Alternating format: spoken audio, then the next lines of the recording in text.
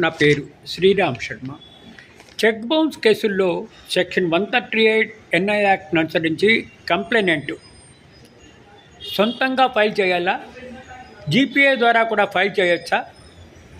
ఇంకోసారి చెప్తున్నా, power of attorney ద్వారా చెక్ బౌన్స్ కేసులు ఫైల్ చేయొచ్చా కంప్లైనెంటు అంటే, ఇదే విషయాన్ని single judge justice Narendra Kumar Vyas తీర్పిచ్చారు ఛత్తీస్గఢ్ హైకోర్టు. ఈ కేసులో ఏమైంది?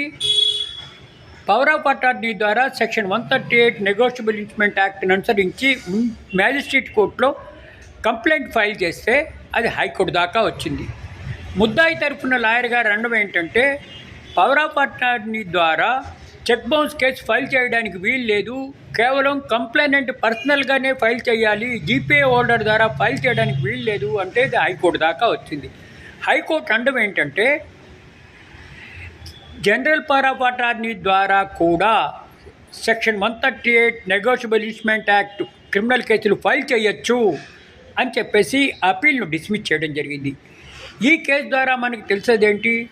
Section 138 negotiable instrument act general power of attorney ద్వారా కంప్లైనెంటు క్రిమినల్ కేసు ఫైల్ చేయొచ్చు, కేవలము చెక్ ఓనరే ఫైల్ చేయాలని అవసరం లేదు. ఈ కంప్లైనెంట్ తరఫున అతని జీపీఏ హోల్డర్ కూడా సెక్షన్ 138 నెగోషియబుల్ ఇన్స్ట్రుమెంట్ యాక్ట్ అనుసరించి చెక్ బౌన్స్ కేసు క్రిమినల్ కోర్టులో ఫైల్ చేయొచ్చు అని ఈ తీర్పు ద్వారా మనకు తెలుస్తుంది.